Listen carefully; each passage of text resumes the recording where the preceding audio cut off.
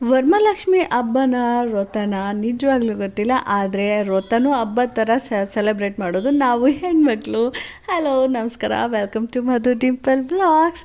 ವರಮಹಾಲಕ್ಷ್ಮಿ ಹಬ್ಬಕ್ಕೆ ಒಂದು ತಿಂಗಳಿಂದನೇ ತಯಾರಿ ಶುರು ಮಾಡ್ಕೊಂಡಿರ್ತೀವಿ. ಶಾಪಿಂಗ್ ಮಾಡೋದು, ಹಬ್ಬಕ್ಕೆ ಏನೇನು ಬೇಕು ಎಲ್ಲ ತೊಗೊಂಡಿರ್ತೀವಿ. ಆದರೂ ಗಡಿಬಿಡೀಲಿ ಏನಾದರೂ ಒಂದು ಮರ್ತೇ ಹೋಗ್ತೀವಿ ಅಲ್ವಾ. ಪೂಜೆ ಬೆಳಗ್ಗೆ 4 ಗಂಟೆಗೇ ಮಾಡಬೇಕು ಅಂತ ಬಂದಿದ್ದರಿಂದ ಬೆಳಗ್ಗೆ ಇಡೀ ರಾತ್ರಿ ನಿದ್ದೆ ಕೆಟ್ಕೊಂಡು ಅಪ್ಪ ಅಮ್ಮ ಬಂದಿದ್ದರು, ಅವ್ರ ಹೆಲ್ಪ್ ತೊಗೊಂಡು ಪುಟ್ಟದಾಗೆ ಡೆಕೋರೇಟ್ ಮಾಡಿದ್ದೆ. ಹೇಗಿದೆ ನಮ್ಮ ಪುಟ್ಟ ಲಕ್ಷ್ಮಿ ಕಾಮೆಂಟ್ ಮಾಡಿ.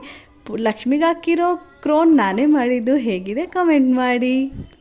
ಇನ್ನು ಸಂಜೆ ಹಾಕ್ತಿದ್ದಂಗೆ ಹೀಗೆ ಹೂಗಳಲ್ಲಿ ರಂಗೋಲಿ ಹಾಕೋದು ಅಂದರೆ ನನಗೆ ತುಂಬಾ ಇಷ್ಟ. ಆದರೂ ತುಂಬ ದೀಪ ಹಚ್ಚೋದು ನೋಡೋಕ್ಕೆ ತುಂಬ ಇಷ್ಟ ಆಗುತ್ತೆ ನನಗೆ. ಸಂಜೆ ಪೂಜೆ ಮಾಡಿದ್ಮೇಲೆ ಎಲ್ಲರ ಮನೆಗೂ ಹೋಗಿ ಅವ್ರವ್ರ ಮನೆ ಲಕ್ಷ್ಮಿ ನೋಡಿ ಕುಂಕುಮ ತಗೊಳ್ಳೋದು ಸಿಕ್ಕಾಪಟ್ಟೆ ಖುಷಿಯಾಗುತ್ತೆ. ಇಡೀ ರೋಡಲ್ಲೇ ಲಕ್ಷ್ಮಿಯವರು ಓಡಾಡ್ತಾ ಇರ್ತಾರೆ ಅನ್ನಿಸ್ತಾ ಇರುತ್ತೆ.